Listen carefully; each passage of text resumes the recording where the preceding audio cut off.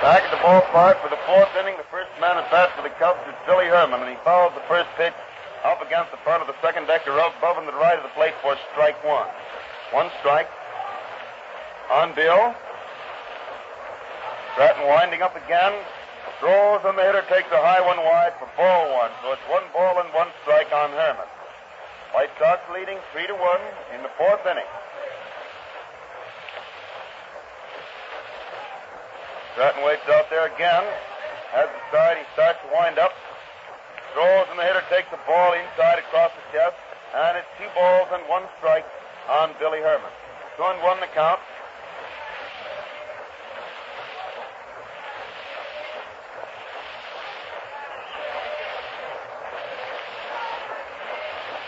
Two and one is the count, and the hitter swings again to miss a high pass ball inside for strike 2. And it's 2 balls and 2 strikes on Billy Herman.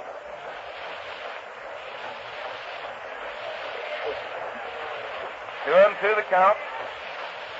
Stratton throws again, and Bill swings to hit the ball. Dykes takes it to his left, throws hard to first, and Herman is out easily for the second out in the fourth inning. Oh, wait a minute, first out in the fourth inning.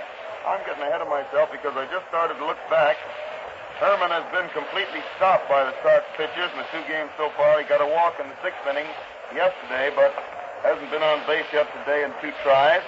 And Demery is at bat. Frank watches the first one come over the heart of the plate waist high for a strike. 1 strike on Demery. And the next one's wide and low for ball one. So the count is 1 ball and 1 strike.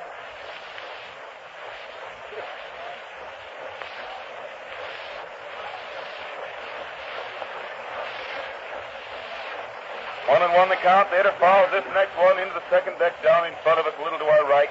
And it's 1 ball and 2 strikes. 1-2 on Demery. Stratton throws once more. Frank gets another ball high and wide, making it 2 balls and 2 strikes. 2-2 the count. Monty goes back to use the rosin bag this trip, then comes back onto the rubber once more. Stands there getting it signed. Starts to wind up. And pitches, and the hitter swings the high foul going into the stands back at first base. Minora comes over in his, what pose is that? Number 7, that one with his hand in the air as he comes over there. But anyway, he was shading his eyes from the sun, and ball landed pretty well back in the seats out of his reach. It's still 2 balls and 2 strikes. 2-2 on Frank. And he hits the next for another foul into the stand to the right of the plate. Misses the second deck, goes into the lower. 2 balls and 2 strikes. 2-2 the count.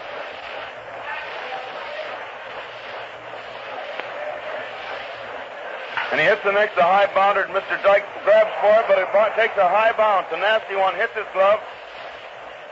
Rounds out back of Appling, and the runner is safe at first base on what I imagine is a hit. Because it took a very, very bad hop just as it was about to get there, yeah. It's a base hit for Demery.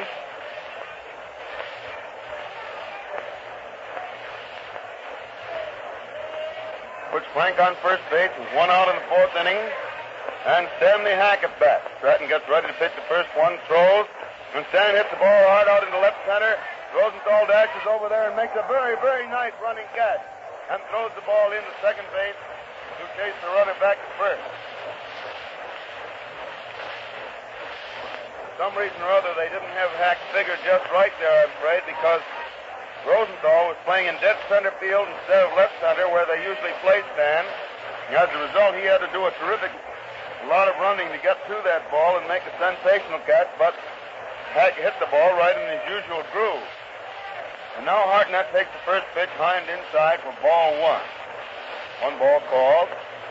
Emery on first base, 2 out in the fourth inning. 1 ball called on Hartnett. Stu looks the ball over, throws it back out to Stratton.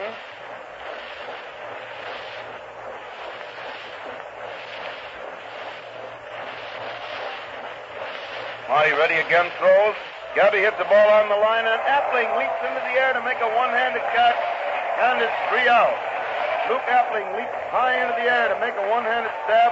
Got what looked like a sure line drive that time, And the White Sox defense again is pulling the club along because Mr. Stratton has not been especially a better pitcher than Warnke, but he's had much the better support, particularly in the case of Warnke himself. So it's no runs, one hit, one man left on base. In the fourth inning for the Cubs, score is still 3-1 in favor of the White Sox. Sox have batted in the last half of the fourth with Jackie Hayes, the first man up.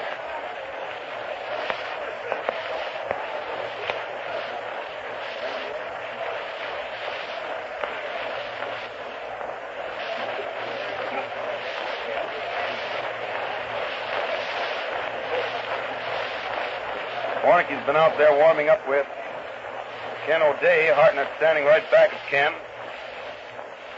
And here is Jackie Hayes walking up there at the plate to be the first man at bat in the fourth inning.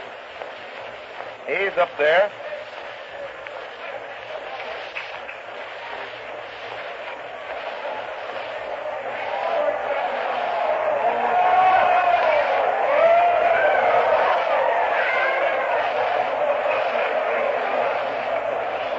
Now the pitcher winds up, throws the first one, and Hayes takes it inside and low for ball one.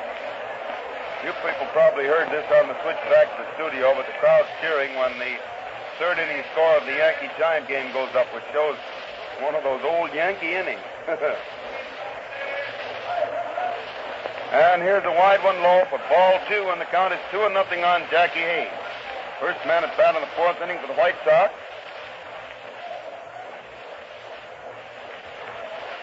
Pitcher again winding up, throws, and it's a high one inside for ball two. Rather over the inside corner across the chest for strike one. Out and look at the plate, not out that scoreboard. That isn't going to help any. 2-1, and there's strike two. The hitter fouls the ball back to the screen, and the count is 2 balls and 2 strikes. 2-2 the count.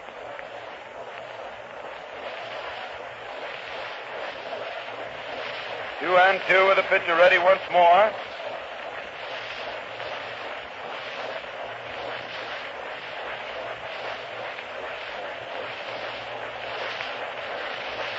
Again starts to wind up, throws, and Jackie fouls this ball into the stand to the right of the plate, and it's 2-2, 2 balls and 2 strikes still on Jackie Hayes.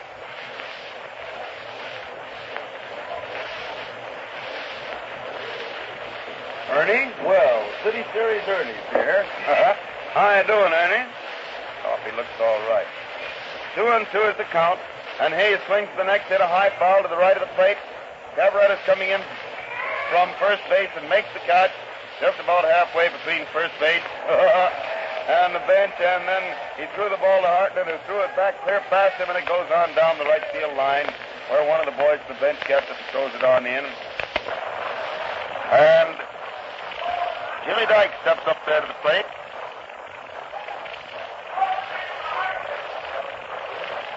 Why not? Dyke's up there at the plate with 1 out of the fourth inning. Warnke starts to wind up, throws, and Jim swings, hit a high bounder. Jurgis backs up and goes to his right a little, takes the ball, throws to first. Cavaretta made a swell stretch into the infield. He got that ball just off the ground and way into the infield, but Dykes is out for the second out. That makes it 2 out of the fourth inning for the Sox, and Luke Sewell is at bat. Sewell up there at the plate. But 2 out of the fourth inning for the White Sox. So the first one, Luke takes a good strike over the heart of the plate about waist high. 1 strike on Sewell. Warnke again starts to wind up. Throws, and the hitter takes strike 2. Luke doesn't like that and slaps the bat on the ground a second and turns his back on the umpire. Oh, just barely knee-high. It seemed to be over the heart of the plate. Luke must have thought it was a little bit low. So it's 2 strikes on Sewell with the pitcher winding up again. He throws, and the hitter takes a ball. It's over the plate, but this time it was too low, and the count is 1 ball and 2 strikes on Luke. White Sox leading 3-1 last half of the fourth inning. Warnke again winding up, throws, and it's ball 2, wide and low. So it's 2 balls and 2 strikes. 2-2 on Luke.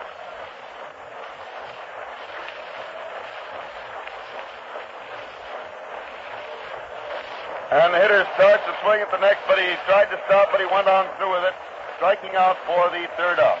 Tried to stop that swing, but the ball the bat had started around too hard, and he couldn't pull up on it. And so he strikes out for the third out in the fourth inning. No runs, no hits in the fourth inning for the Sox. And the score is still 3-1 in favor of the White Sox. Cubs coming to bat in the first half of the fifth inning with Johnny Gill, the first man up.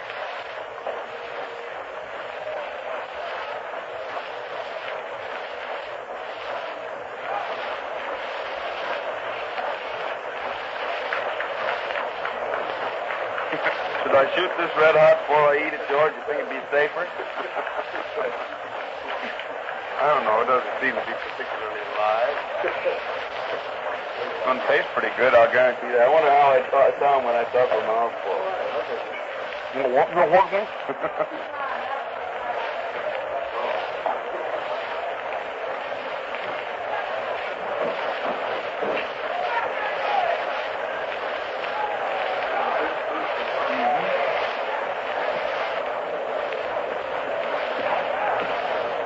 that mouthful was good. I don't know when I'll get back the next one. I'm working here. Yeah. Gill hits the first pitch, an easy bounder down to Hayes, who gets it and throws to first base. And Johnny is out for the first out in the fifth inning, bringing Bill Jurgis to bat.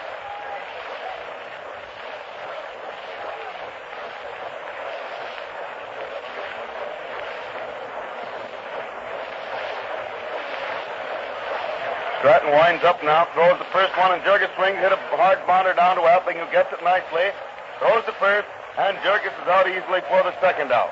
That makes it 2 out in the fifth inning for the Cubs. And the next man up there, Warnke, the Cub pitcher's walking slowly up from the bench. Gets a nice hand from the stands. It begins to look very much as though that very costly throw of his may mean the ball game if something doesn't happen, because since then he has gone along in great style, only one scratch hit being made off him. And the first pitch to Warnke is a wide one for a ball. Stratton waits there for the next sign, has it. He's winding up. Throws, and Dick gets ball 2. It's inside across the waist. And the count is 2-0. 2 balls and no strikes on Warnke. Stratton winding up, throws once more, and he gets that one over the outside corner, letter high for a strike. And it's 2 balls and 1 strike on Warnke. 2 out for the Cubs in the fifth. White Sox leading 3-1. There's ball 3, a wide one low, and it's 3 balls and 1 strike on Warnke. 3-1 the count. Getting the wind-up pitch, and the hitter hits the ball, a slow bounder down to Dykes, who gets it, throws to first base, and Warnke is out for the out. So Hayes, Appling, and Dykes all had a hand in retiring the side that time on throws to Bonura. No runs, no hits in the first half of the fifth inning. And the White Sox still lead the Cubs by a score of 3-1. Sox is bat in the last half of the fifth, with Monty Stratton, the pitcher, the first man up. There goes another mouthful.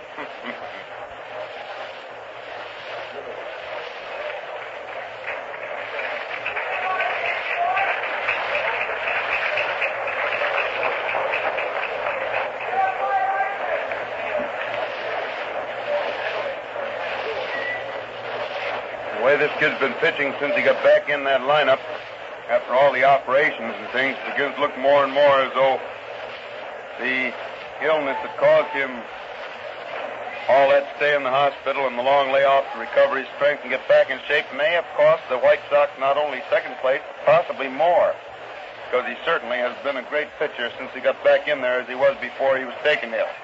Stratton at bat, Warnke's first pitch is a strike over the heart of the plate, waist high. 1 strike on Stratton. And Warnke winds up, throws again. Monty swings and hits the ball hard. And Herman makes a great backhanded stop back at second base. He got the ball, throws to first. Cavaretta drops it, and the runner is safe. Herman made a wonderful stop back of second base. A great backhanded stop. Threw to first. The throw is out there. There's an error charged, but they haven't told us yet who is charged with it, whether Cavaretta for dropping the ball or Herman on the throw. The error is charged to Cavaretta for dropping the ball. It was a marvelous play by Herman, but Bill dropped the ball.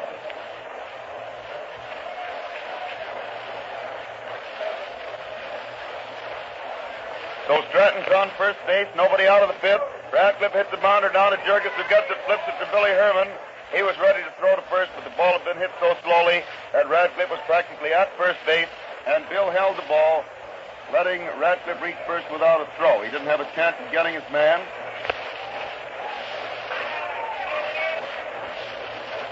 So Radcliffe's on first base with one out of the fifth inning, and Rosenthal is at bat.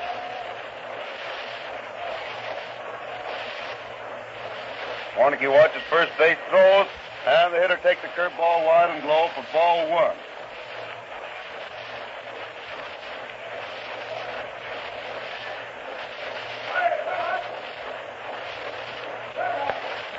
Pitcher ready out there again. Throws, and Rosenthal fouls the ball back into the front of the second deck down below us, and it bounds back down into the field. It's 1-1.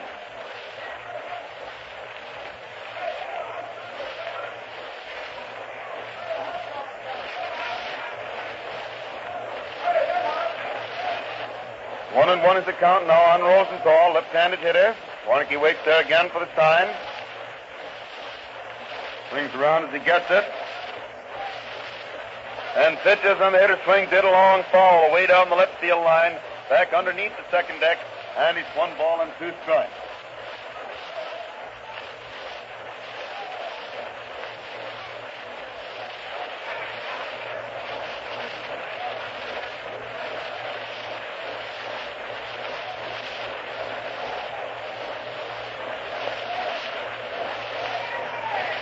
Warnke steps up onto the slab again, watches the plate, looks at first, then pitches, and the hitter hits the ball out through into left field for a base hit.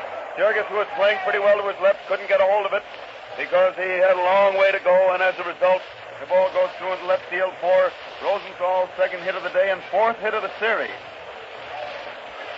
So the White Sox have runners on first and second with 1 out in the 5th inning, and Muehlhaus at bat.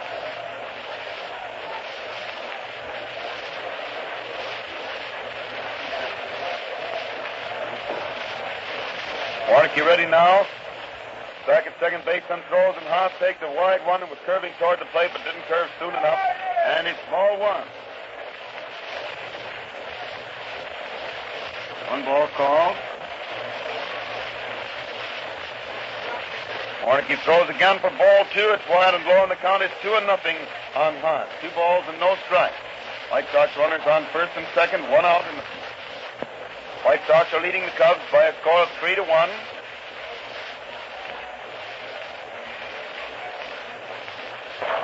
And the pitcher stands there waiting again. Swings right, takes another look back at second base. Then throws, and it's a strike over the heart of the plate about waist high to make the count 2-1 on Haas. 2 balls and 1 strike.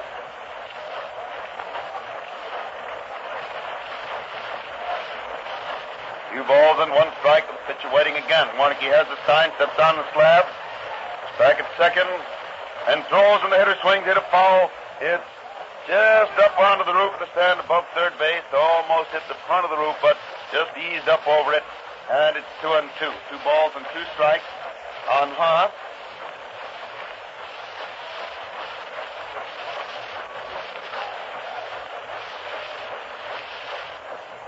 Like old times, smelling that pipe, George. I find I can still stand it. I don't know. 2-2 is the count, but she throws again, and the hitter swings to foul the ball back to the screen. It's still 2 balls and 2 strikes on Haas. Remember, White Sox runners on first and second, 1 out of the 5th inning. White Sox leading by a score of 3-1.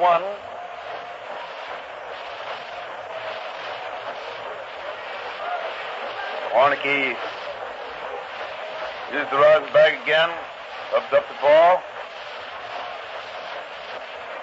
Around the runners, then steps onto the slab, and is getting his sign.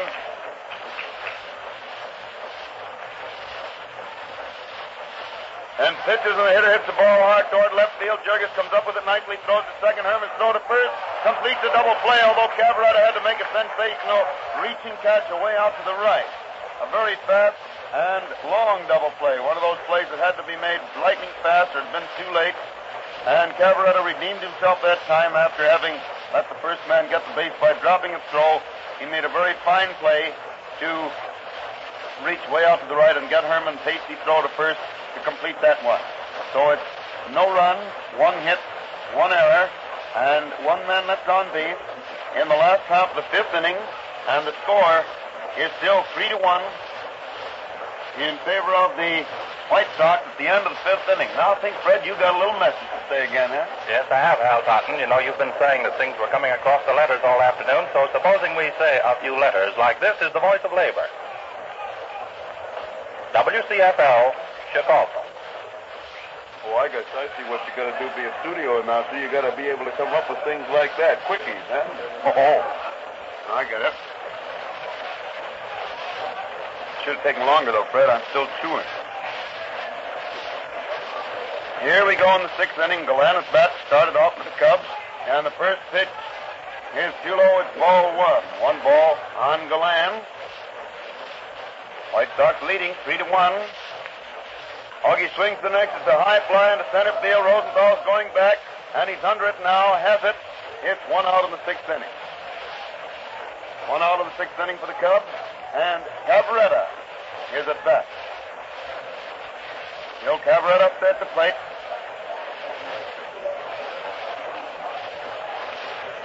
Yeah, Mr. Rosenthal was throwing divots as he raced back to that one. Stopped up. Stratton throws the first one, and Phil swings at a high one. Tried to get around on it, but he topped it and hit it down toward the first base coach's box where Johnny Corden gets it. Throws it back to the pitcher. It's one strike on Cavaretta. That with one out for the Cubs in the sixth inning. Stratton throws again, and Phil takes the curve ball inside and low. The ball bounced into the air out of the catcher's glove. Landed out in front of the plate.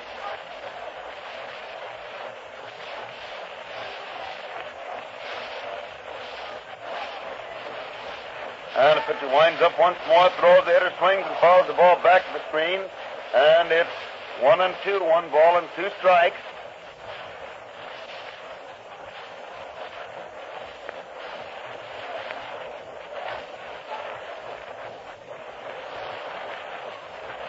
One and two now with the pitcher ready again. He winds up, throws, and Phil lines the ball into center field for a base hit.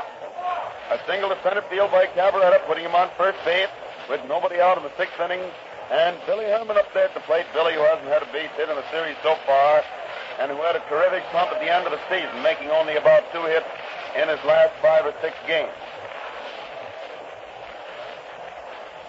Herman at bat, 1 out of the sixth inning. Cavaretta on first base. Score 3-1 in favor of the White Sox. And Herman takes the first pitch in by his shoulders for ball 1.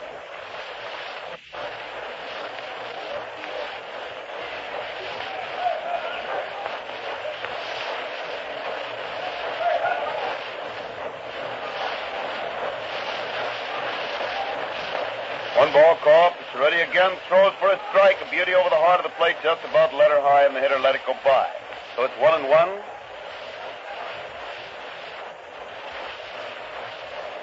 1-1 is the count. And there is a ball wide and low, making it 2 balls and 1 strike on Billy Herman. 2-1.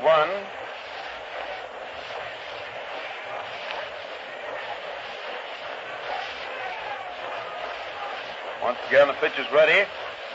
He throws, and the hitter swings a high foul coming back toward us. Lands just in front of us in the second. Van caught it there, and the force of catching it landed him kerplunk back in his chair there. And it's 2-2 on Billy Herman. 2 balls and 2 strikes. Outfielder's playing him fairly deep, a little bit to the right. Haas is playing him pretty well toward the line. And Rosenthal a little bit toward right center. And the next one, Herman tried to get away from it, but the ball curved in and hit him on the right wrist or right hand. Charlie Grimm comes tearing in from the coach's box and apparently hurt him pretty much. And Luke Sewell bends over him. Stratton comes in to take a look. And the trainer, Andy Latshaw, comes running in. Woody English, the captain, running out of the bench up there at the plate. That ball seemed to sail as it got up there at the plate. Here comes Doc Davis now, the club physician. Well, they'll have a real delegation up there. And Herman shows any signs of being hurt that way, you can count on it. He's plenty hurt because he's one of these boys that doesn't show much in the way of emotion when he gets bumped or cut or anything else. And that ball seemed to hang out there in front of him. He started to step one way and then another, and then it shot in toward him and hit him. Doc Davis is now working on his wrist to see whether it might possibly be fractured, or if he can see any signs of it, he'll go right out of there. And they're all standing around. In the meantime, Cavaretta had gone to second base and is standing out there talking to Appling. Hayes also there. Herman walks away from the crowd and stands there and leans over on his knee. Charlie Grimm talking to him, telling him if he doesn't feel all right to get out of there. And Billy probably wants to stay in. Stratton starts back to the mound to throw a few to Sewell. Keep loosened up there while the rest of the boys still gather around. Jimmy Dykes, the manager of the Sox, is also up there, taking a big look, and Benura's in there also. Herman finally decides to go on down to first base. That right arm is hanging alongside of him. He walks down there, but he gets a nice hand. Benura walking alongside of him, the two of them talking.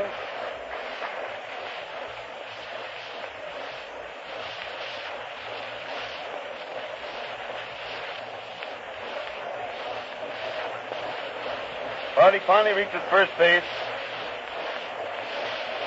And the next man up there is Frank Demery. Now the White Sox start a couple of pitches warming up in the bullpen. Kane and the inevitable Mr. Brown warming up out there. And here is Demery at bat. Cub runners on first and second, one out in the sixth inning. And Demery hits the first one, a line drive to Hayes, who gets it, throws back to Benura for a double play. A line smash right into Hayes' hands. He doesn't have to move out of his tracks to get it. And a quick throw to first base. Doubles Herman and ends the threat just like that. Bang, without any delay at all. It's no runs, one hit, one man left on base in the first half of the sixth inning. And the score is still 3-1 in favor of the White Sox. White Sox at bat in the last half of the sixth with Benura the first man up there. Benura the first man at bat. That ball was really tagged. That's the kind of a ball that all the New York writers cry about every time DiMaggio hits one that gets caught.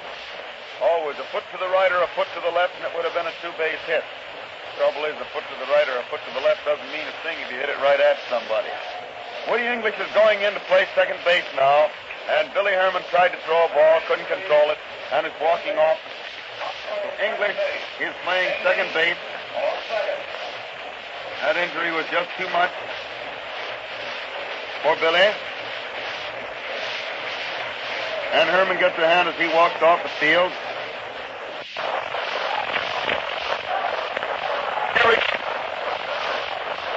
Pitcher Warnke out there gets his time, starts, throws, and the hitter hits the ball right to the good hard line single.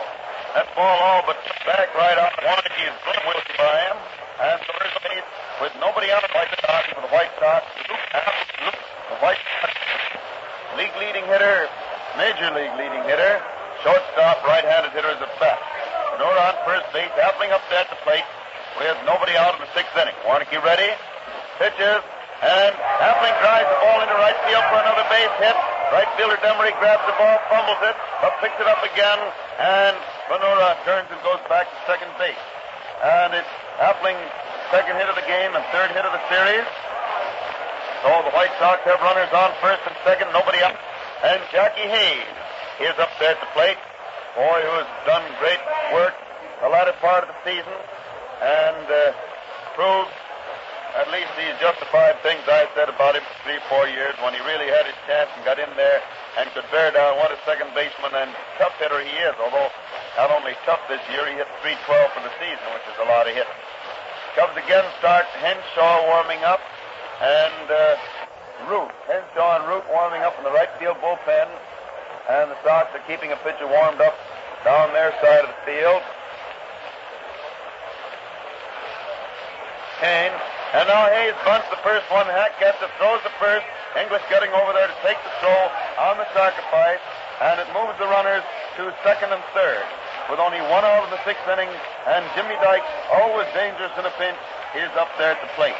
Now we have one of those tough pitchers in the pinch against a tough hitter in the pinch. and we'll see what happens. The infield playing in part way to the infield grass, not all the way, and they're going to walk Dykes and take a chance on Sewell. Going to walk Dykes on purpose. It isn't so much to take a chance on Sewell as it is to get the bases full where force plays are possible. As it is now, there's no chance of a force play, and so they want to get those bases full for that reason and gamble on that proposition. There's the fourth ball, and Dykes gets the base on. He took the fourth one wide. Gabby started to throw the ball to third as Dykes walked across in front of him. He didn't intend to, and so Dykes turned around and acted as though he was going to be real mad at Gabby, and as he swung the bat back at him to throw it to the bat boy, he swung it right across in front of Leo, and that caused a laugh from everybody. Now the bases are full with 1 out in the 6th inning, and Luke Sewell, another dangerous boy with the bases occupied out there, takes the first pitch inside and low for a ball. The infielders have moved back. That is, the second baseman and shortstop moved back. First and third baseman still in fairly close. He winds up once more, throws, and the hitter hits a beauty into center field for a base hit, and Deland races over to get it. 1 run in, 2nd run scoring. Dykes pulling up at third base. And a sharp single to center field by Sewell. Scores Benura. Scores Appling. And puts Dykes on third base.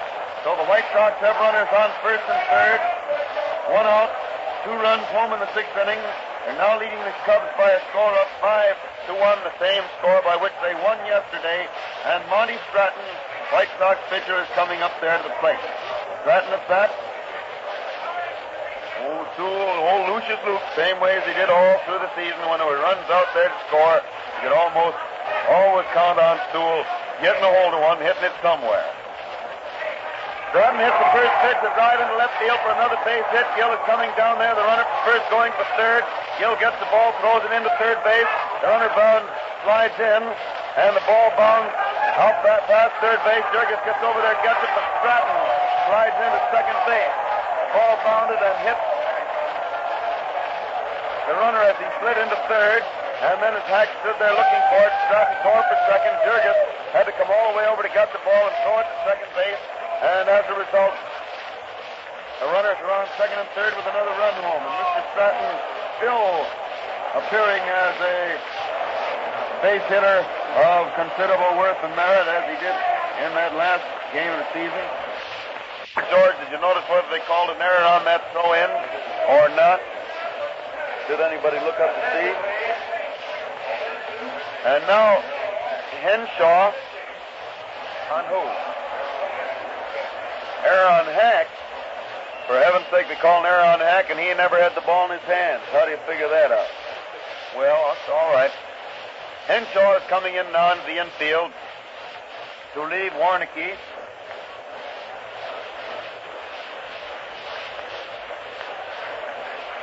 And Lon turns and starts over to the dugout.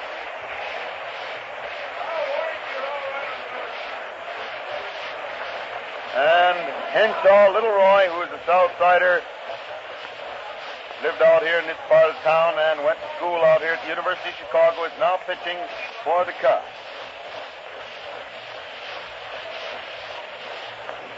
White Sox have 3 runs home, 1 out, still have runners on second and third. And Ratcliffe is the next hitter. Henshaw finishing the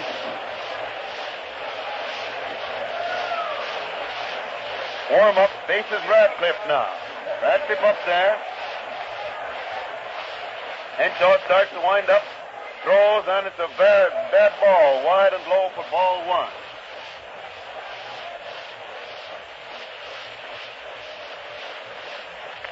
Waits out there again. Winds up once more.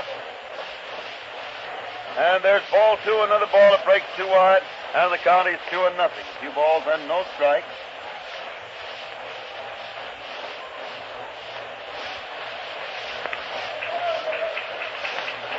Roy waiting there for the next sign.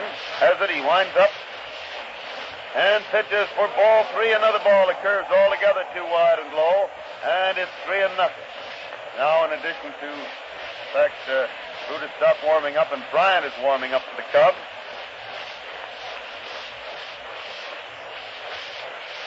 Henshaw gets his sign, winds up again. Throws, and the hitter takes strike 1. It's over the heart of the plate, just a little below the waist. to run the count to 3-1. 3 balls and 1 strike.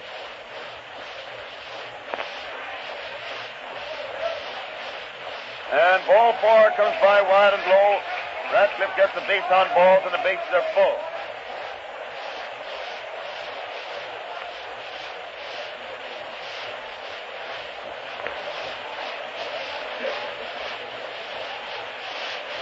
Rosenthal up there now. Rosenthal at bat. Already the leading hitter of the series, and robbed a 1 hit a little while ago on a good fielding play. Made 2 hits so far today, 2 yesterday. Larry Rosenthal at bat, and the first pitch curves pretty wide and low for ball 1. Coming up there at the plate and then curved very sharply and way outside. So it's 1 ball call.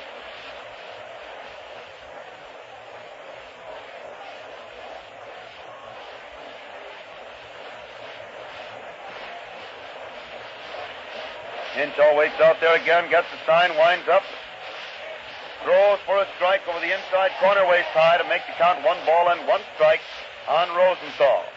1-1 the count.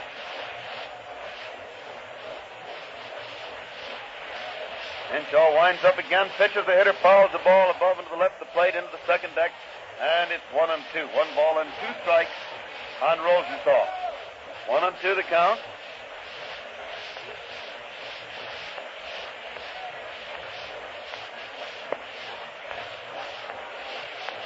Waiting out there again, takes quite a while.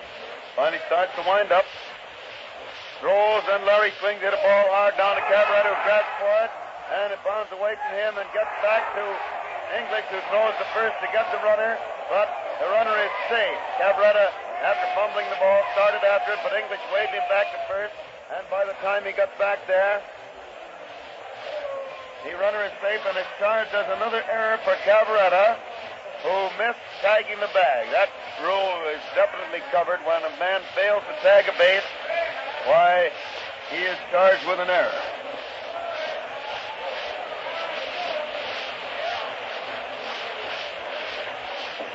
And now here is Mule Haas at bat. Haas up there at the plate. Pitch for a ball wide, base is still full. Winds up again, throws, and it's a wide one low for ball 2, and Hartnett turns around, speaks a little piece about that one.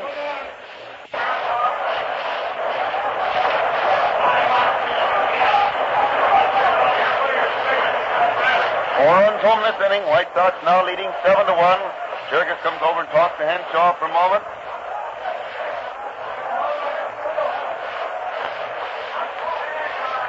Roy throws again, and it's a strike over the heart of the plate about knee-high, and Mule naturally playing the string out of ways, let it go by. So it's 2-1. Infield playing in very close. Bases full. Only 1 out, 4 runs home in the 6th.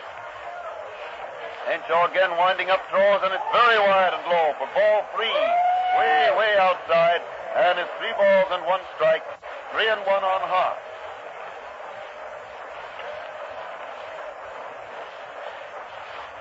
Henshaw waiting out there again. Winds up. Throws, and Mule gets ball 4. It's wide, and a run is forced across the plate. The run is forced home as Haas walks.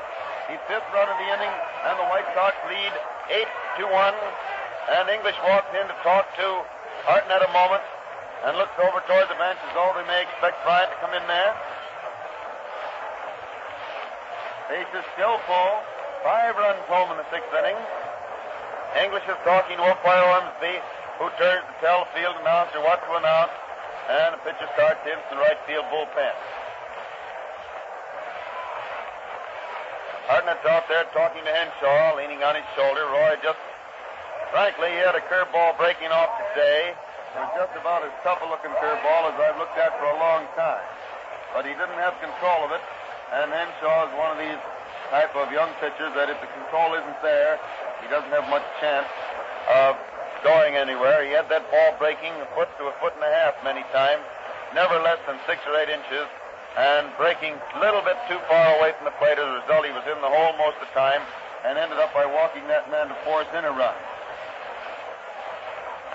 However, there was a chance of his being out of the inning if Cabrera had fielded the ball hit right at him. He wasn't charged with an error on that, but he was charged with an error when he failed to touch first after taking the throwback of the ball from English. And now Clay Bryant, big husky right-handed pitcher, is out there on the mound finishing his warm-up.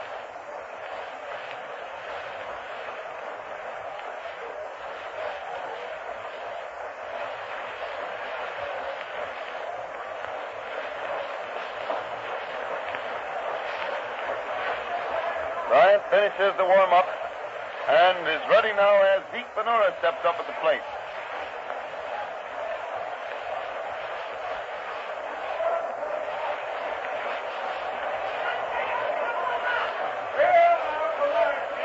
Clay takes a look around, see where everybody's playing out there, now gets ready to pitch the first one to Benura. Winds up and throws, and Zeke takes the curveball wide for ball one. One ball called.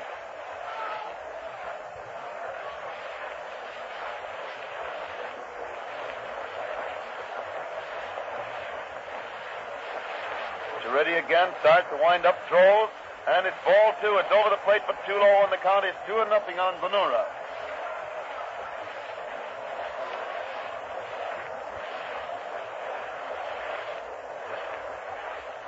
Two and nothing is the count for the pitcher. Ready again. And they're watching the plate, gets his sign, he's winding up. And throws, and Zeke jumps back to take the third ball, a bad one, and he may walk the fourth in another run. The count.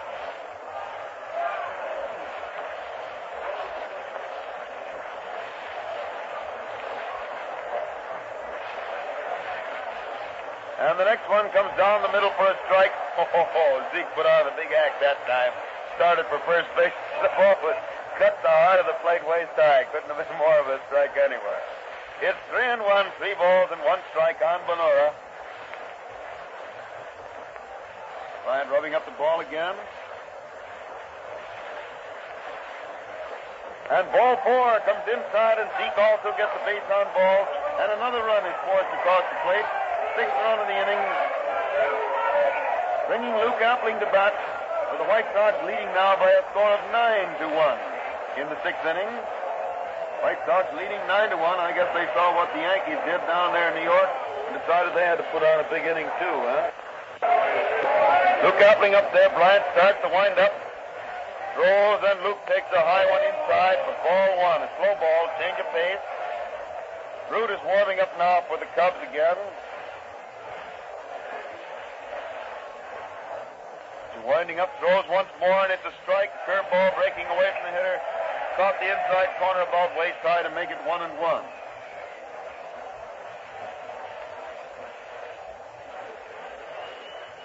It's the next one. A beauty into left center for a base hit. 2 more runs are scoring. The runner for first, carrying for third, and Gill's throw is very wide. By the time Hack recovers it, Appling has raced to second. Line single to left center by Appling, scoring Rosenthal and Haas.